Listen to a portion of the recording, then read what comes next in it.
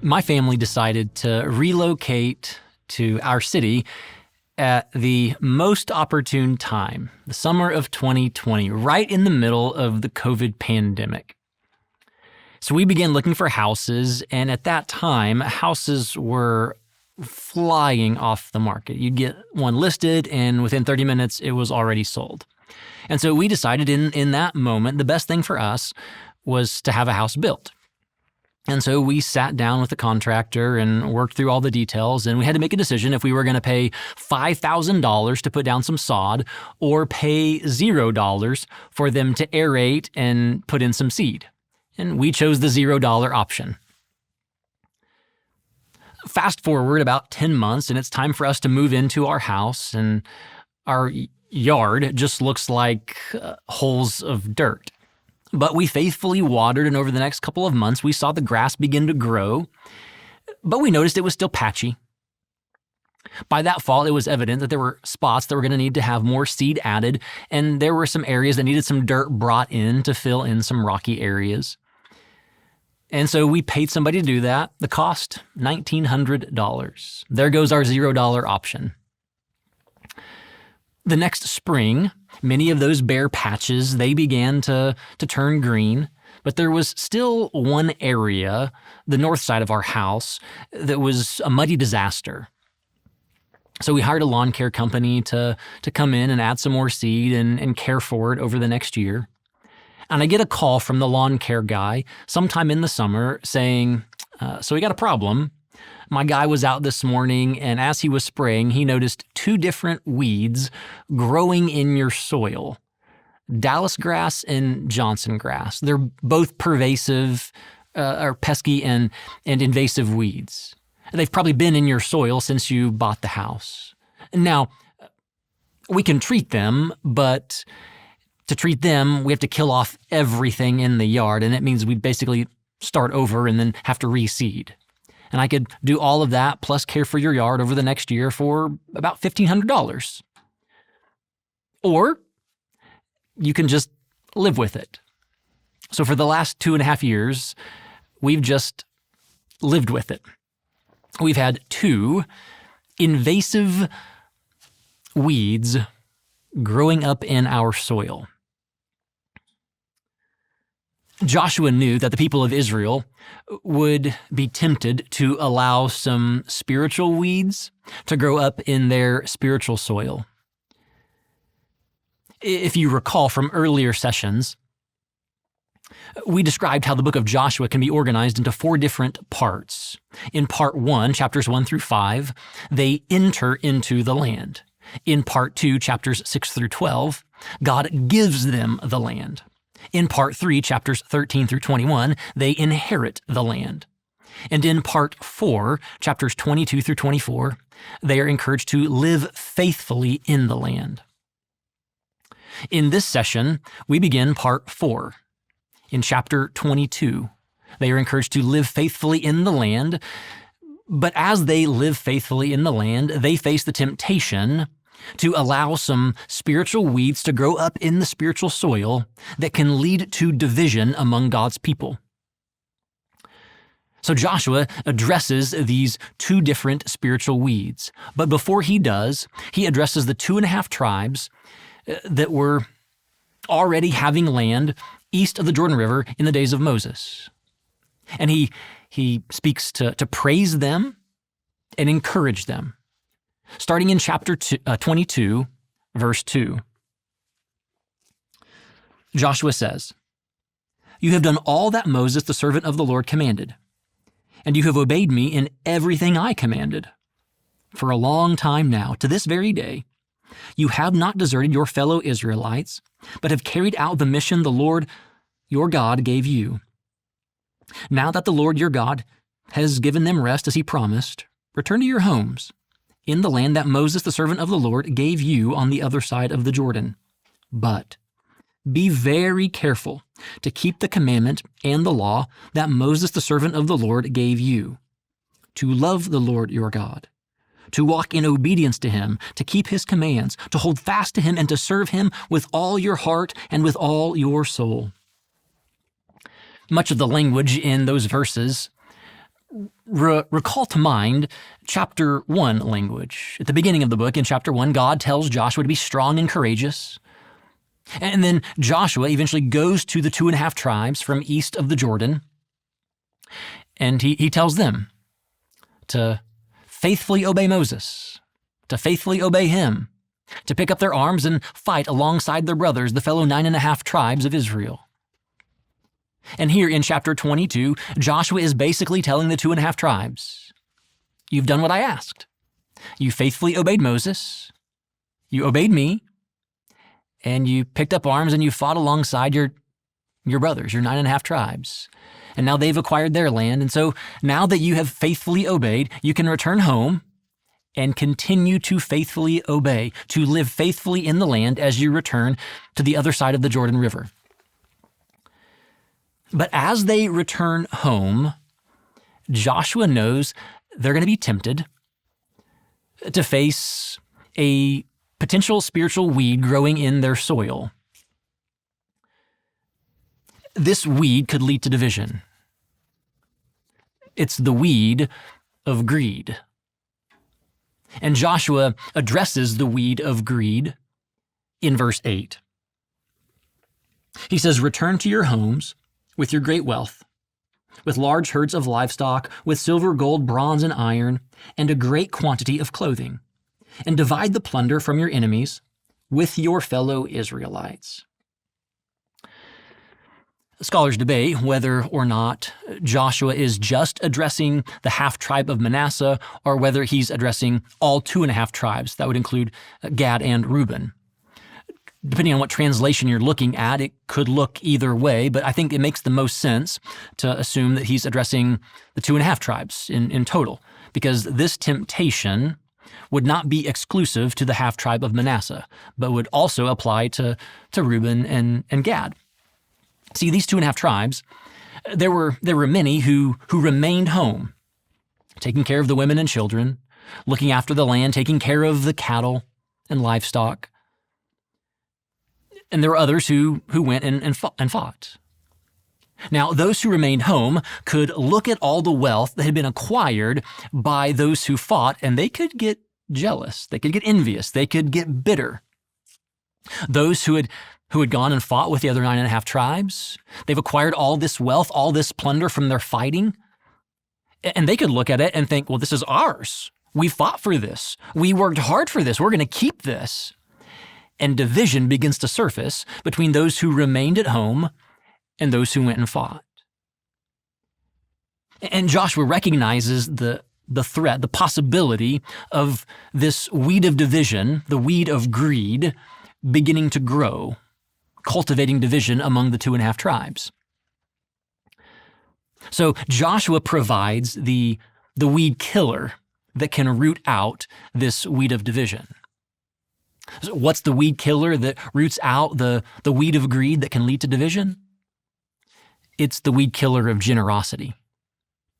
He tells the 2.5 tribes to share generously, to divide up their plunder. And it may be that you find yourself in the midst of kind of a divisive situation. And maybe the root of that divisiveness is greed in your heart. And to root out the greed that's in your heart, Joshua would encourage you to practice generosity, to raise your level of generosity. Whether that means you increase your giving to your local church, you support a missionary or the work of church planting or Bible translation around the globe, or maybe some justice initiative. If you want to root out the weed of greed that grows in your heart, Joshua says, consider sharing generously. The first weed that can grow in our spiritual soil and lead to division is the weed of greed. And Joshua anticipated this first weed. He didn't anticipate the second weed. The second weed that can grow up in our spiritual soil and lead to division is the weed of accusation. Accusation that rushes to judgment. Accusation that assumes the worst about somebody else. Shortly after, the 2.5 tribes were given instructions to go ahead and return home and share their plunder. They begin their journey. Somewhere along their journey, they pause. Whether it's just east of the Jordan River or just west of the Jordan River, the text is unclear, but they pause there and they build an altar out of stone. It's the 8th time an altar or stone monument is mentioned in the book of Joshua. But this altar is a little bit different. This one looks like it's meant for offering animal sacrifices, but there was only to be one location where animal sacrifices could be offered, at the tabernacle, not in this location wherever it was. Well, it seems that the 9.5 tribes, that they get word of this. Maybe some of them saw it, word gets passed along, and so they decide to take action. Verse 12 says, "The whole assembly of Israel gathered at Shiloh to go to war against them." If you recall from the end of chapter 21, we're told that God had provided rest from war in chapter 21. But the people of Israel are not content resting from war. They want to pick up arms and go to war against one another, the 9.5 tribes against the 2.5 tribes. To their credit, before they rush to judgment and rush to war, they send a delegation instead. Each tribe sends a representative to go and share their accusations with the 2.5 tribes east of the Jordan River. And when the delegation arrives, they lob up their accusations against the 2.5 tribes in verse 16. They say, "The whole assembly of the Lord says, 'How could you break faith with the God of Israel like this? How could you turn away from the Lord and build yourselves an altar in rebellion against him now?'" Notice the accusations. Number 1, you're breaking faith with God. Number 2, you're turning away from the Lord. Number 3, you're building yourselves an altar. Number 4, you're in rebellion against God. Those are some pretty strong accusations. Those are some divisive accusations. And recognize that divisive accusations are often rooted in dangerous assumptions. They're making some dangerous assumptions about the 2.5 tribes. And their dangerous assumptions lead them to divisive accusations. But it's somewhat understandable why they would be cautious of these actions. And so they continue on and they share 2 stories from Israel's past that are meant to be kind of cautionary tales. Story number 1 is from Numbers 25. You have a group of Israelite men who marry some Moabite women. As a result, the Israelite men end up worshiping the false god Baal. God, in response, judges not just the guilty families, but all of Israel. Story number 2 is in the book of Joshua earlier that we saw, chapter 7, the story of Achan. God had told the Israelites, don't take any plunder from Jericho. You see gold, you see silver, you see articles of clothing. No, they're devoted to me. Achan saw some of the things that he wanted, and he took them anyway. He disobeyed. In response, God didn't just judge Achan, he judged Israel. So these 9.5 tribes, they recognize this pattern that when one person or one group of people sin, it brings about judgment and punishment on the whole. And these 9.5 tribes, they don't want to be held accountable for the 2.5 tribes. So they're taking action, showing they're against this. They bring it to their attention. And when the 2.5 tribes hear these accusations that have been lobbed up against them, they respond with a strong oath. Starting in verse 22, the mighty one, God, the Lord. The mighty one, God, the Lord, he knows. And let Israel know, if this has been in rebellion or disobedience to the Lord, do not spare us this day. If we have built our own altar to turn away from the Lord, and to offer burnt offerings and grain offerings, or to sacrifice fellowship offerings on it, may the Lord himself call us to account. Their oath statement begins with 3 names for God: the Mighty One, God, the Lord. And they repeat this twice.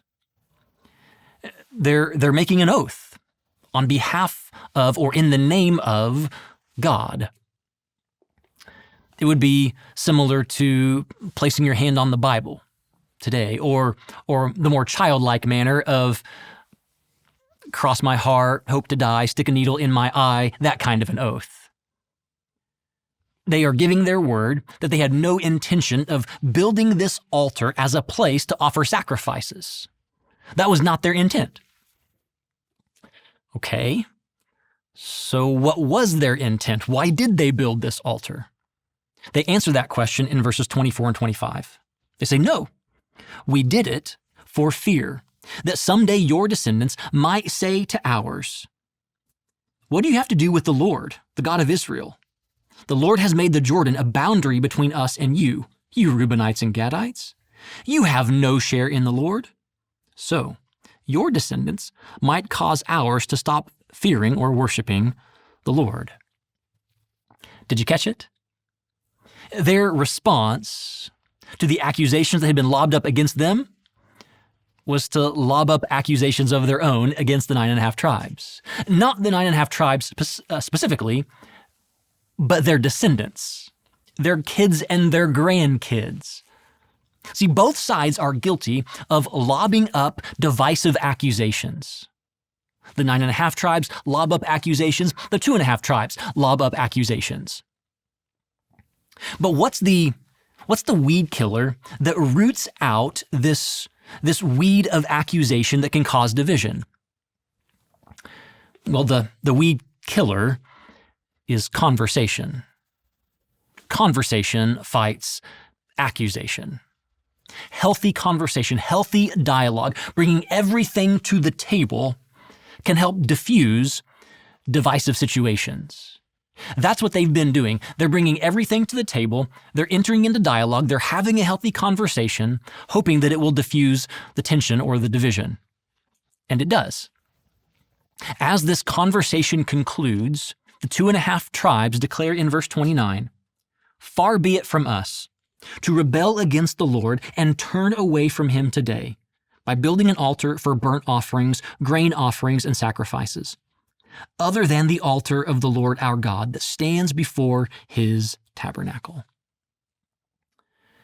And this conversation seems to be sufficient for the 9.5 tribes delegates who take the conversation back across the Jordan River to the 9.5 tribes. They report this conversation, and the 9.5 tribes are content with it. And it diffuses the situation. And it may be that right now you're thinking about a division between you and somebody else where there's conflict, and maybe you're recognizing that what you need to do maybe later today or tomorrow or later this week is to enter into a healthy conversation, enter into a dialogue, bringing everything into the table, hoping to diffuse the division. When we treat the weed of greed with generosity and the weed of accusation with healthy conversation, God can turn that disunity into unity. He can take the very source of the division and turn it into a symbol of unity. In fact, God can turn a weed of disunity into a symbol of unity. That's what he does with this symbol. That's what he does with the stone altar. It was the source of division, but it becomes a symbol or a witness of their unity. Notice how the story closes in verse 34. "And the Reubenites and the Gadites gave the altar this name, a witness between us, that the Lord is God." God can turn a weed of disunity into a witness of unity.